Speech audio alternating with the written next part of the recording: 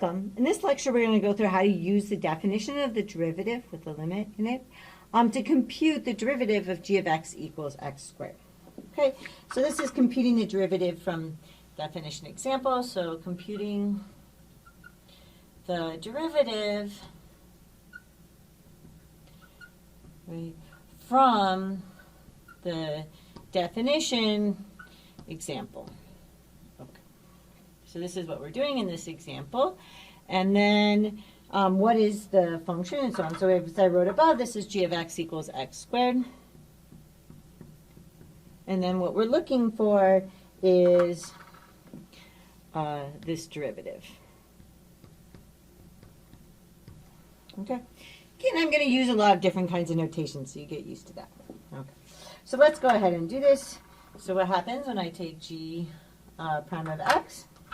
Well, I have this, the definition, which is that this is going to be the limit as, and then I'm going to have h goes to 0 of, and then I have g, right, and then I'm going to have, the first one is going to have x, the second one's just going to have x, but this one's going to have x plus h. Right, and then this is all going to be over h. So h is something that's getting very small. And then I'm looking at values close to this x. So adding something really small gives me values that are close to that. Okay. And then I'm kind of looking at this slope or secant. Okay, so let's just kind of go ahead and get started. So this is like looking at the limit as h goes to 0. And now I'm just going to put in my function. Okay. I know that my function is g of x equals x squared. So what does it mean to do g of x? So as I usually like to do everything and then put in your variable, right? G of x is x squared, so every time I see x, I just do the parentheses.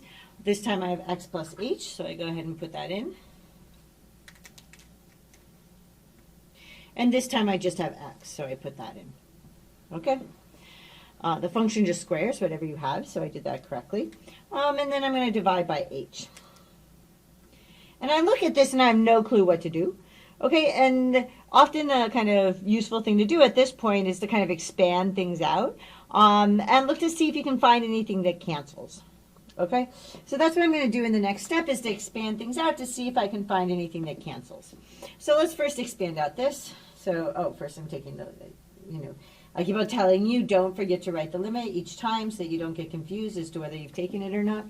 Okay, so let's first expand out this part. So I'm going to get x squared plus 2xh plus h squared. Okay, so that's what I got from this one. And then I'm going to subtract off, I don't know how that ended up orange, but we're just going to go with that. I'm going to subtract off x squared. Okay, now I want to rearrange it in a way so that I can actually see some kind of canceling going on. Oh, I still need to divide this by h. So let's go ahead and kind of rearrange things so I can see the cancellation better. So this is going to equal the limit as h approaches 0 of, right? So let's go ahead and rearrange this. So I've got, right, so if I put these together, I'm going to be able to see those cancel. So I have x squared minus x squared. Okay, those are from those two. Okay, and then everything that's left has an h in it. Oh, that's good, because I have an h on the bottom. So that could be really helpful. So I'm also going to I'm going to pull out the h of everything left. So I get 2x plus h once I pull that up. Okay, and then I divide by h. And using a lot of colors for some reason. Okay, now the first thing that we see that happens here, so this part becomes 0, right? So we're just left with this. So we'll go ahead and write that part. So this is going to equal the limit as h goes to 0 of, so that part's 0, so I've got, let's see, this is h. Okay, so I've got, on the top I've got h times this 2x plus h. On the bottom I have h. Now, because h showed up in every single thing on the top, so I could pull it out, I can actually cancel these h's. Okay, and so I'm going to get the limit, the limit as h approaches 0 so once I cancel these h's, so cancel these like that, I get 2x plus h. Well, now there's nothing wrong with just substituting the 0 in, okay? So I go ahead and substitute the 0 in, and what am I left with? So this is going to equal, and at this stage I've taken the limit, so I don't write that anymore. So this is going to equal 2x plus 0, which is going to equal 0. So what is my conclusion here? That this derivative function that I wanted, so is that this g prime of x is equal, oops, that should be a 2x, sorry. It's equal to 2x. So this g prime of x is equal to the function 2x. Okay, that's kind of like my conclusion of that. Okay, so let's kind of play with this a little bit and draw it and see what's going on. So we have my function. So we have the graph here. So this is y, and then I have my x-axis. Okay, and then I have the function. So the function is g of x equals x squared.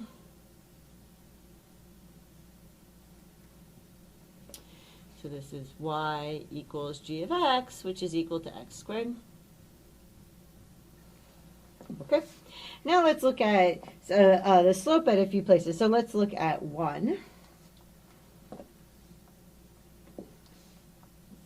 kind of like out here. Okay, and if I look at 1, so, and then also we know we go up, so what is this point? This point is 1, and then I have to put g of 1.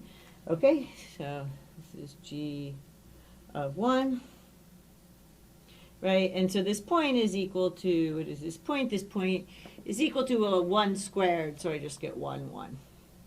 Okay, that's what this point is here. Okay, and then my slope,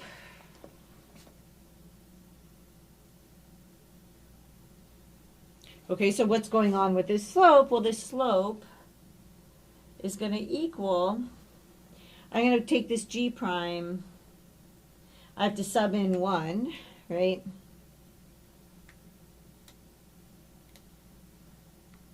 Well, what happens when I put 1 into here? So I get 2 times 1, because it's 2x, right?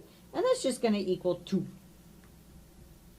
Okay, so my slope here is 2 at this particular point.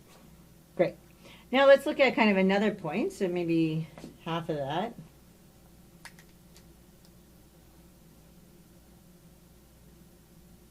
So now we're at minus 1/2, so this point here is going to be minus 1/2, and then I have to put that into g, so I get g of minus 1/2.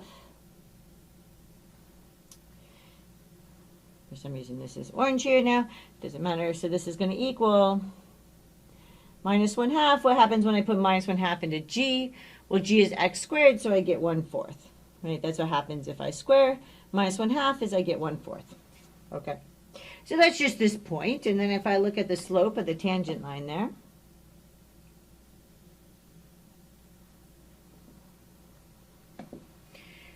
what's going on here? So the slope is going to equal g prime of this minus 1/2. Right? Which then is going to equal, right? So we have to take 2 times minus 1/2, right? Because this is a function where I have x, I put parentheses, and then I fill this in. So this is minus 1/2. So this slope is actually going to equal minus 1. Okay. Which it looks like maybe possibly it is. Okay. So what are kind of the key takeaways from what's going on here? Okay. When we're taking the derivative, we're taking this limit. For your function, I find, particularly when you've got something like x plus h, which is confusing to know how to deal with, just every time you see your variable, stick parentheses, and then at the end you can stick in what you need to stick in. Okay, and it might even help to have some kind of parentheses here so you know that you're looking at different pieces. This goes to here and this goes to here. Okay, so do your parentheses and stick these in. We do have to, you're going to hit something and you'll be like, I don't know what to do with this. The key point is to try to kind of expand things out so that maybe you can see, like, try to expand things out, group things together, find things that cancel. You have cancellation on top when you have like something minus itself. You're also going to have cancellation when you have the same thing on top and bottom. A key thing to make sure you do here is you can't cancel what's on top and bottom unless you're able to do these parentheses things like this, where it actually, because it actually showed up in each term there. Okay. But then you are actually able to cancel it. And then once we got to here, this function, there's nothing wrong with sticking 0 into it. It's in the domain. Okay, it's a polynomial where 0 is in the domain. You can stick that in and you get out 2x. Okay, so I hope that made some sense, and I will see you in the next lecture.